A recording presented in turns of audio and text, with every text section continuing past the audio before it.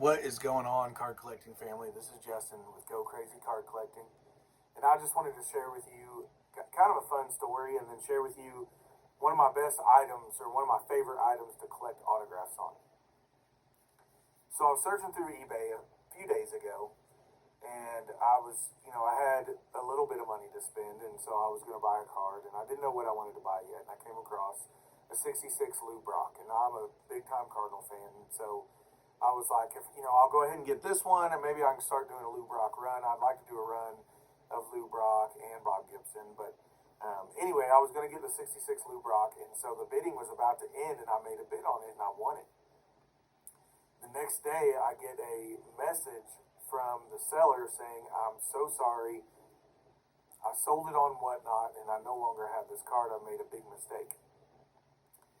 I said, "Well, anybody's first reaction is like, dang it, what the crap?" Like I was going to buy this card, and mistakes happen. I get that. I haven't really been a seller much, but I'm sure if you're selling in high volume, like stuff like that happens, especially if you have a card on different platforms. Anyway, I started researching who the seller was and found out it was someone I watch on YouTube, which was kind of cool. It's Dylan at Double D Vintage Baseball Cards, and so I told him, I said, "Man, I just started a YouTube channel." And he's like, "No way, that's so cool." You know how excited he gets. He gets excited, and I love it. It's infectious. And so he was like, "No way, that's awesome." And then he sends me a message back, "I just watched your first video. That's so cool. I'll send a shout out." And so then he shared my video, which led to me getting a few more subscriptions. And so I just want to say thank you to Dylan. That was really cool of you to do. I know you felt bad. No big deal. It happens, man. I'm sure you're selling a lot of stuff, and it got sold on a different platform, and you just didn't even realize it. So Dylan, Double D Vintage Baseball Cards, thank you. That's pretty awesome. You helped my channel out, and so anytime that happens, I'm so thankful and so grateful. So I wanted to share with you guys, I watched, the first guy that I came across on YouTube was Mike Moynihan, and I've said his name before, and I know it's going to seem like I'm man crushing, but I totally just watch his videos quite a bit and listen to his podcast a lot. So I'm a band director, and in the summer, I have a mowing business. And so I watched his videos and listened to his podcast. I have listened to his podcast the other day I accidentally listened to the same one 3 times. So I was like, holy cow. So anyway, I just put it on his podcast and just listened to him. So he's shaped a lot of my collecting and things like that. And one of the things that he's gotten me into are the Perez Steele Hall of Fame postcards. And so the first thing that I've done is I collected all the Cardinals that I could. And so there are about 6 or 7 Cardinals that you could really get autographed, or autographs of. I think one of them is a cut autograph. I won't be able to show you that one today. That's a higher dollar one, and I haven't gotten that one. I don't know if I'm going to go after it or not. But I got some of the other ones. So what I wanted to do was show you these are my favorite. I just love these things. They're so beautiful. The artwork's awesome. If you don't know, Perez Steele they were painted by Dick Perez and his partner Frank Steele. They put out these postcards in the 80s, and they're numbered to 10,000, and then they got a bunch of them signed, and I've got them in slabbed to PSA slabs. Dick Perez was the guy who did the Donruss Diamond Kings.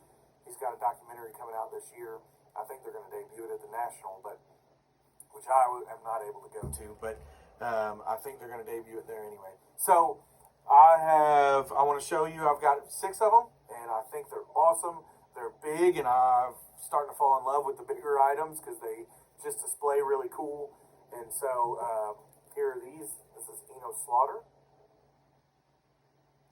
Very cool. It's 45-15 out of 10,000. It says outfielder, tells when they're active, when they're in the Hall of Fame, their career batting average, and maybe a little fact like he hit .336 in 1949. So there's Eno Slaughter, and the autographs are big and beautiful. This one's bolder than some of the other ones that I have, but I have Johnny Mize. Man, these are awesome. I just love them. Red Schoendienst.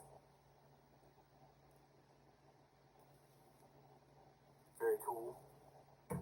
And Lou Brock. I like this one. He signed his first name where his neck is, and it's kind of hidden a little bit from a distance. I really like it. You can see the autograph kind of up close, but very awesome, awesome items. These are so cool. What's cool about these, Bob Gibson, what's cool about these is they're relatively inexpensive compared to maybe like a Playing Days card with an autograph, and I just think they're awesome. My wife is tired of hearing me talk about baseball cards, but when I got these, she's like, those look cool. And so they're just really neat pieces, and I'm going to make a display to display the 6 of these. Bob Gibson, and then my last one, Stan Musial. And I got, his is in pen. They have some in marker. The ones in marker run a little higher, but I liked this one. And so they just, when you kind of put them all together, I mean, they just look so cool together, so neat. Their hats and their logos and their big, bold autographs, very cool items. So tell me if you guys like the Perez Steeles. I love them. I'm going to get more of them. One of the next ones I get will probably be Brooks Robinson. I live in Arkansas. He's a big-time guy here. George Kell, he is as well. So tell me if you guys like these, and if you have any, I'd love to see them. They're very cool items. And again, thanks to Dylan at Double D Vintage Baseball Cards. I appreciate you, and what a cool way to kind of meet somebody and interact. Have a good one, guys. Talk to you later.